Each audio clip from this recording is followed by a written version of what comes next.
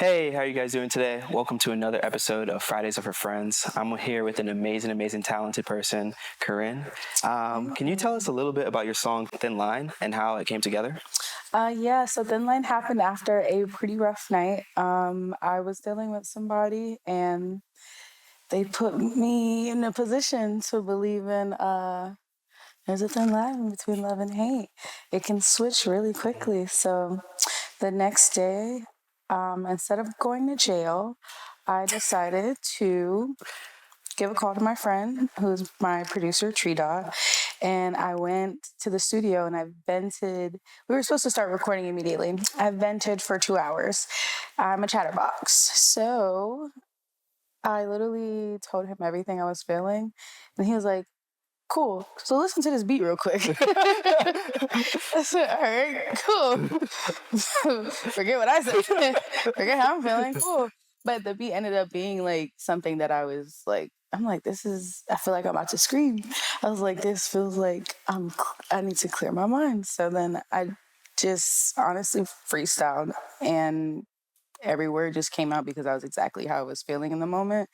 So yeah, Thin Line came from a very pure, fresh place. I didn't marinate on that one at all. Is that how your creative process normally is? Is it from inspirations like things that are going on in your life, or is it through other friendships, or how does it normally come about? Right now, it's 100% what I'm going through. Even if it's like old and I thought about it in the moment, it's pretty much what I'm going through. My music is my release because I keep so much bottled in, and I try my best to keep my shit together. But really, if we're speaking in real terms, I'm a certified crash out. I'm a retired certified crash out. And the music releases it now. I would definitely say it definitely comes from everything that's happening in my real life. Yeah. And what, I guess, else inspires you that's like, I guess, not an artist? Movies. I love film. I love film. I love cinematography. I want to be a director one day. And you said grounded? Yeah, that keeps you grounded, yeah. Films, being with family, and therapy. Love therapy. I go to therapy 4 times a week. And what's one lesson that you've taken away from the music industry?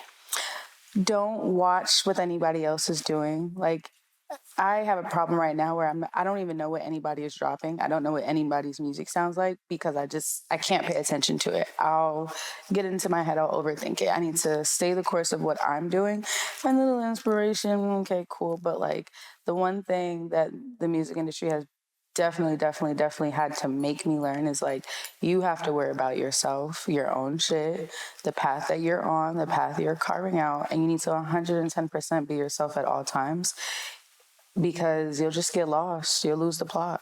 Yeah, I agree. And especially in this day and age with social media and it's at the fingertips, I saw something the other day that said, if you're consuming more than producing, you need to get off social media. I agree. And I feel like everyone's... I'm a doom scrubber. Yeah, 100%. And tell us about the earliest memory where you started to fall in love with music. What's funny is my uncle was in a boy band when I was about 8 or 9, and he was also my babysitter, so I'd be with them all the time. And I just I'm looking at them making it, I'm looking at them in rehearsal. I was with him all the time. And I was just like, whoa, wait, this is what I want. This is what I want to do. But I also came from theater, so I learned it from theater as well. I just knew I had to be in front of a stage where a camera just feels right, because I'm a little extra. So that's where I can do it and be seen as normal. Yeah. And how did growing up in East Atlanta influence you as an artist? The supportive culture, everyone here is just super supportive and collaborative. I definitely have learned so much about myself just from my peers. Seeing them go for it and not stopping to this day, no matter what stage they're in. Atlanta as a culture is just very fun. It's always fresh. Maybe not as fresh as New York, but it's always fresh. Something different, something new. It makes me just want to be in charge of me. Mm-hmm. And then I have influences like I say my favorite Atlanta influence is like Andre 3000 and just like everything he's about.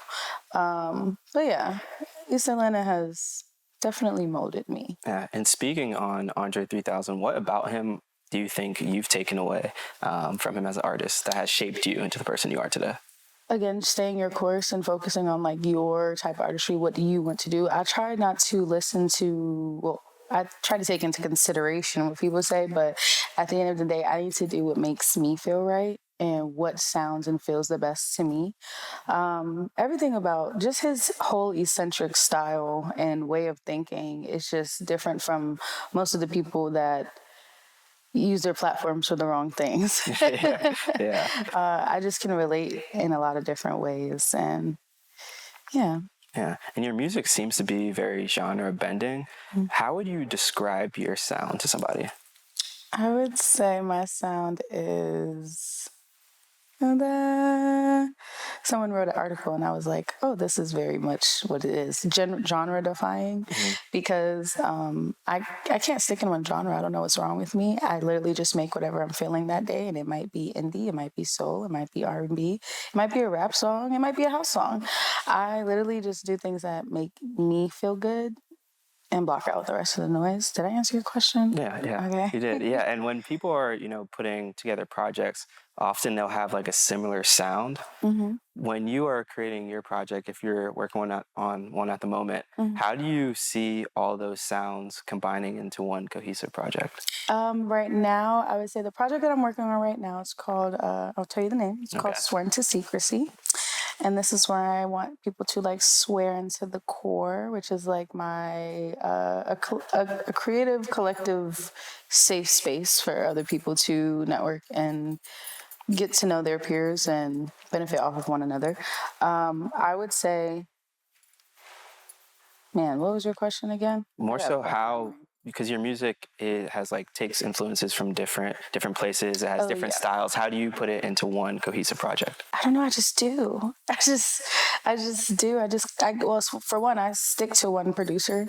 I try to, especially when I'm working on a project, and I'm trying to get a specific sound. Right now, this project is kind of like, call it Coco Punk, but it's indie pop and with a little bit of alternative R&B in there. But I just take elements from everything that I've been influenced by, like Erykah Badu, Lauryn Hill, Brandy, and then I'll also listen to Coldplay, or I'll listen to Maroon 5, or I'll listen to Pink.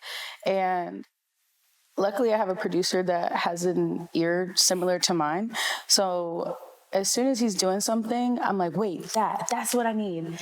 And then we're just always on the same page. Like, it's constantly, it just comes out. I just try to tap into my inner self and what Coco's thinking.